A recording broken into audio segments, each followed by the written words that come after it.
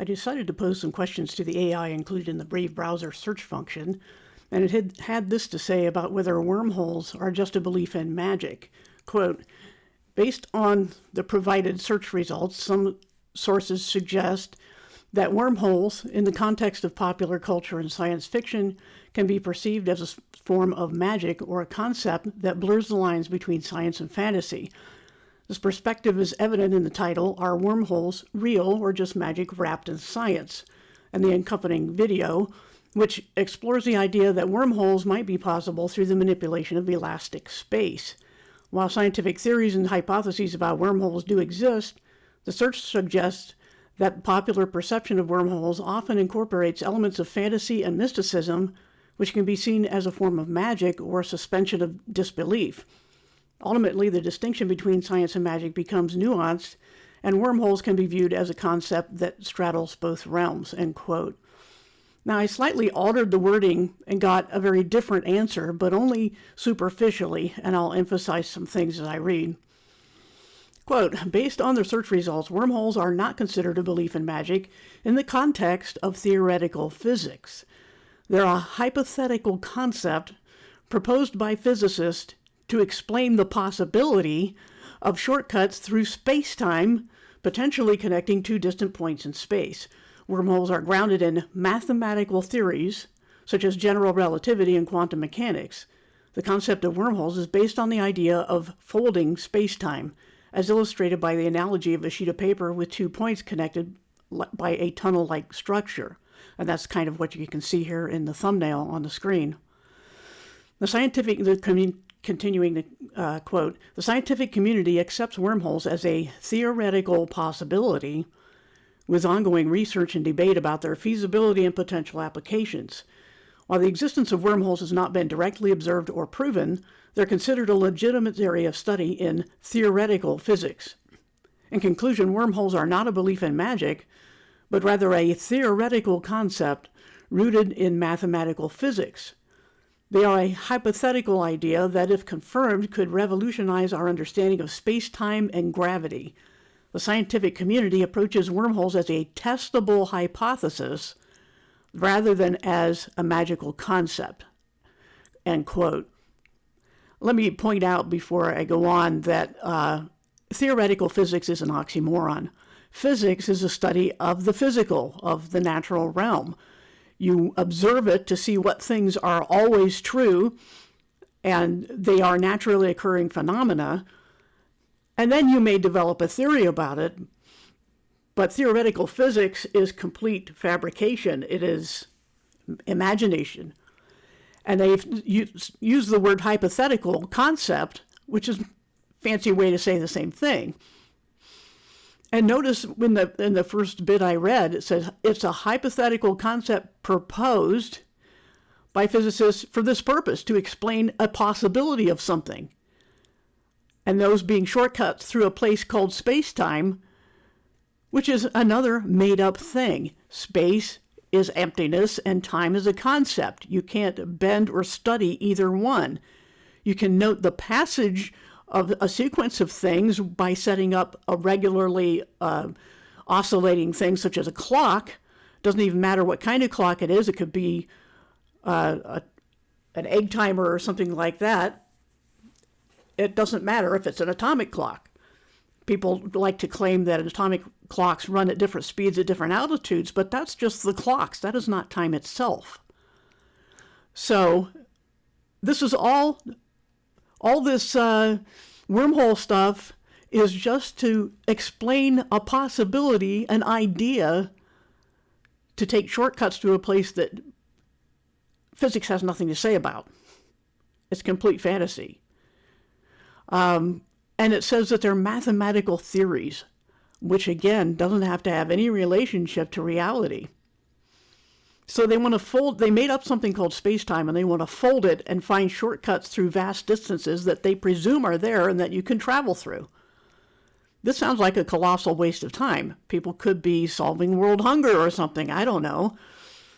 Anyway, they keep using the term theoretical possibility, and they noted that the existence of wormholes has not been directly observed or proven. but it's a legitimate study anyway to them. So they say it's not magic, but a theoretical concept rooted in something completely ethereal called mathematical physics. I'd say that's magic. It's no more real than magic is. So that whole definition, gleaned from supposedly all sorts of scientific statements about wormholes, is the best they've got, apparently. So the idea of wormholes is accepted as scientific, even though it's indistinguishable from magic. Then how can we reject the idea of magic portals, which is the same thing as a wormhole, to solve the problem of Earth shape? They're both equally theoretical and equally scientific. With that in mind, let's take a look at this article on a flat map called the Dymaxion projection, developed by Buckminster Fuller in 1943. And let me see if I can bring up that slide for you. If I can just find the right controls here. That's not it, that's not it. These things are not in order. There's the Dymaxion map. When we take the continents at their actual sizes, that's what he did, and he made the grid to account for distances without distortion. This map has no distortion of the continents, and no distortion of the oceans either, which is why it has this funny shape. If you fold it a certain way, you come up with the right distances between oceans. And this is a real problem, because knowing that these continent shapes and proportions and relationships to each other are not distorted, this must be the physical arrangement of the continents. The question is what surface to put that on. And I decided to look at this for myself and verify it by copying individual countries at actual proportions from a place called The True Size Of.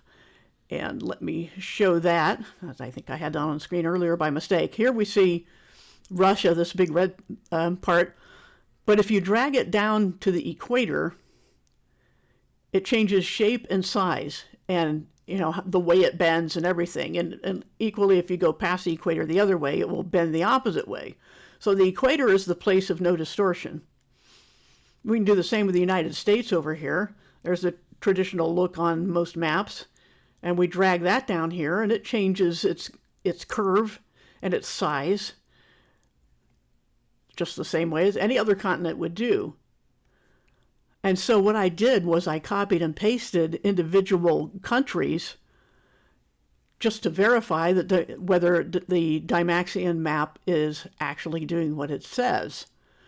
And this is what I did with, I'll show you the results of that if I can find it here somewhere. For some reason, my slides aren't moving. Oh, there we go. There's my version of the Dymaxion map. Now, I ignored the oceans. I'm just saying, as I've always wondered in the past, if you took a bunch of flat paper maps that people use to actually navigate on the surface and laid them all out, what would you get? And this is what you would get. If the True Size Of web app is accurate, and it seems to be, you lay everything out like a jigsaw puzzle, and this is what you get. There's the continents, without regard for distances between continents. That's the problem. But this is what the continents are actually shaped as and how they connect to each other. And so we see that the problem is you're going to distort the oceans, the distance between them, okay? There's no getting around that. The oceans are going to be distorted. So for this to be Earth's actual shape, we must invoke some kind of magic portals on any kind of flat map. But the spherical Earth heliocentric model has serious drawbacks as well. It requires some invisible theoretical force, first of all, to hold everything to a giant water-covered ball as it spins on its axis and orbits the sun, which itself is also hurtling through space. Somehow we're unable to sense any of these motions, which are accelerations, or observe any Earth curvature without appealing to and blindly trusting composite images claimed to be taken from outer space, which is a place that violates the second law of thermodynamics, since the air, which is a gas, surrounding Earth does not dissipate into this giant vacuum. And speaking of, let me put a ball Earth thing on the screen for you for that. Speaking of not detecting Earth's rotation, which is acceleration, consider the laws of motion. Listen to this quote from Britannica. Quote, "For Galileo, the principle of inertia was fundamental to his central scientific task. He had to explain how it's possible that if Earth is really spinning on its axis and orbiting the sun, we do not sense that motion. The principle of inertia," it says, going on, "helps to provide the answer. Since we're in motion together with Earth and our natural tendency is to retain that motion, Earth appears to us to be at rest." End quote. In other words, we have to pretend that we're at rest when we really aren't. Yet the vestibular system in our own ears was designed to detect actual motion without any regard for appearances or presumptions. Keep in mind that we're not talking about keeping a steady speed along one vector, but constantly accelerating in circles. Your ear would detect that. Now, someone may argue that it's too slow to notice, just as we're also told that boats disappear over the horizon, but Earth's too big to see curvature. And evolution is true, but it's too slow to see. So we aren't supposed to believe our lying eyes or ears and just accept what our betters tell us? Heliocentrism also cannot explain celestial navigation on the surface of a sphere, which requires imaginary lines and planes in order to calculate angles. And here we see one of the images showing that. We are not navigating any tangent lines. And if you don't know, a tangent is a straight line that touches at the outside of a circle or sphere at one point. It is a straight line, remember that. So if you have a tangent, you are presupposing that it's touching a circle or sphere at one point. We're not navigating with the boat on this picture as the tangent, and we're not navigating where the position of the star is, called the GP or ground position of the star, because that is, if you look at the line between the star and the surface of Earth, if you extend it to the center of that ball, that's a radius line. So only something that's on a radius line is at 90 degrees to the surface, but the surface is curved, so you can't have 90 degrees. But if you want to know the position of something, it has to be along a radius. Well, you can put a radius anywhere, so that doesn't help you get to 90 degrees. And we're not navigating the molten iron core, allegedly. Keep in mind that no one has ever dug deeper into the Earth's crust than 8 miles. And this alleged core is far deeper than that, according to the sizes they give us. And we're not navigating any place on the inside of Earth. So we can't use that as a flat plane. And yet that's what people do. That's people being modern cosmology. As you can see in this illustration, we have what's called the celestial sphere around this inner sphere of the Earth, and they draw these lines from the center of Earth out to this imaginary infinite ball that we're inside the shell of. Standard cosmology requires an imaginary flat plane through the center of Earth. That's the center gray oval. And we can see that people the people who devise these models are saying that so there's a star in the sky along that inside of that celestial sphere, and we have a radius line going to that, and they call that, make a straight line, a curved line down along the inside of that celestial sphere, and then draw another straight line to the center of Earth, and so on. So they have planes and straight lines, and they supposedly say this is how you do celestial navigation. But the vast majority of us, without access to unlimited taxpayer funding, cannot provide prove physical Earth shape ourselves, but we can recognize that both sphere and flat Earth suffer from the need for imaginary or magical entities to account for celestial navigation on and between actual continent sizes and distances.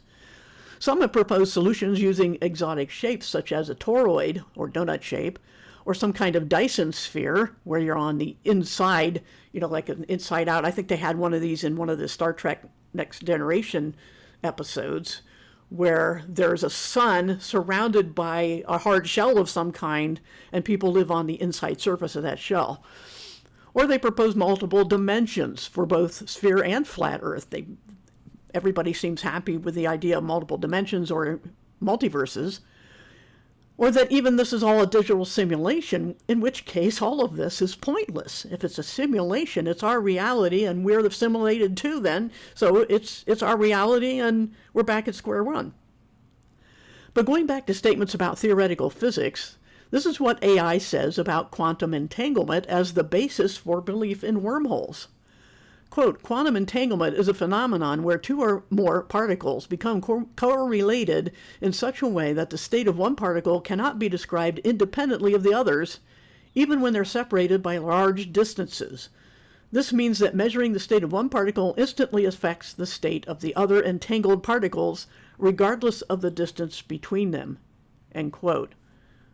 And I'm going to go back to putting the thumbnail up here. But no one has, or can, actually observe this happening at great distances via the scientific method, which is required if you want to be scientific. If you want to make a science theory that's not science fiction, you must use the scientific method, and you can't ever check the state of one particle on one side of the alleged universe at the same time as another. Yet, if we're to accept this as theoretical physics rather than science fiction or magic, then by what right do we reject any crazy idea at all, such as wormholes or magic portals between continents on a flat Earth? Any of these that I'm showing on the screen. All we know for sure is that navigating the surface of the world requires angles, and angles require straight lines, the baseline of which must match the surface being navigated.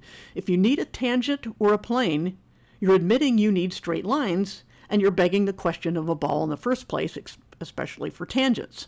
In any case, standard cosmology has no less speculation and appeal to imaginary entities than any alternatives. So you tell me which model, if you can even call them models, it's not really what they are, they're just ideas or concepts like time. You can't tell me which one is more scientific. The only scientific thing, as I mentioned, is that you can measure the continents.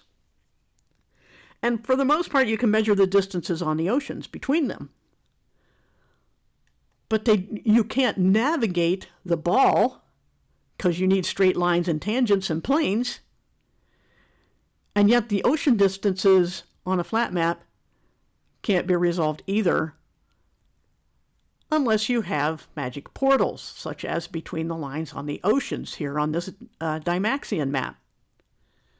So that when you come to an edge, you instantly find yourself at the next part. How is that less scientific than trying to account for or make excuses for how people have navigated the Earth, navigated the oceans for thousands of years before there was any real ball Earth theory and all the math that has to go with it, with that giant celestial sphere? How was that? People weren't using this model at all thousands of years ago, and yet they navigated without all that complex math. So navigating on a flat Earth works, but if the continents are laid out the way we're pretty sure they're laid out, we have a problem. And again, not a flat map problem. It's also a ball Earth problem as well. You have to invoke something imaginary in either case. That's all I'm doing in this video, is proposing this question or presenting it in a way that people can think about it, because right now I don't see a solution to the problem. And then you can also, and you have to establish this first, which I don't think we'll ever do. Then you can go on and ask about the sun and the sun's path and ask questions such as, how is it that even though the sun is 90 degrees overhead in the tropics always, it never leaves the tropics, how is it that anyone at any latitude on the ball Earth or any, the flat maps or anything, can all see the sun at the equinox especially? The sun rises at 90 degrees on a compass, which is the azimuth, and sets at 270. So on this image, suppose this is looking east from the Earth to the almost horizontal, well, it is horizontal from this perspective, to the edge of that sphere, outer sphere. Suppose that's east, and the opposite line that isn't drawn here is west.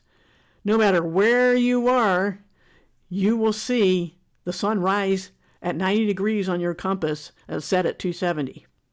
How is that possible? Even if the Earth is spinning, all parts of the surface of the Earth are spinning the same way at the same angle to the sun, and yet you all see the sun at your azimuth locally rising directly east and setting directly west. It doesn't make sense, and people will try to say, well, it's because of the curvature. You're looking around the curve. East and west aren't straight lines. Well, on this celestial pole thing, yeah, they are straight lines.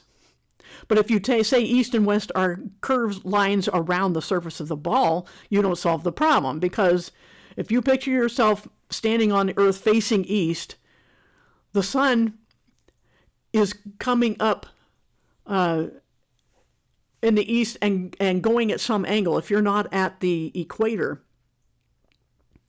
it's going at an angle to your right.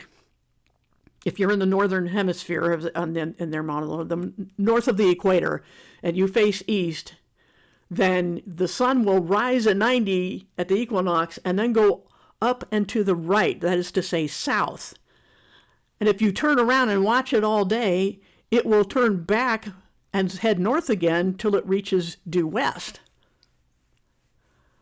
That motion is a north-south motion, which can't be accounted for by the Earth turning, because that curvature of the Earth is a vertical curve, a curve beneath your feet, not a curve along the surface.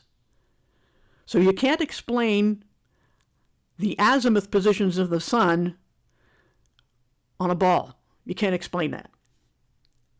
You might explain it on a flat map if only you knew exactly what the shape is and whether you're dealing with magic portals.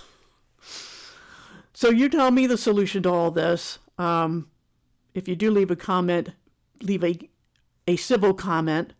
I won't put up with trolling. But this is something to think about, not something to argue about, because, like I said, first you have to figure out why it is that you can navigate on a ball using flat Earth measurements that worked for thousands of years. And yet at the same time, if Earth is actually flat, how you deal with the ocean distances between continents. That's the whole purpose of this video, is just to get you think. Thanks for watching.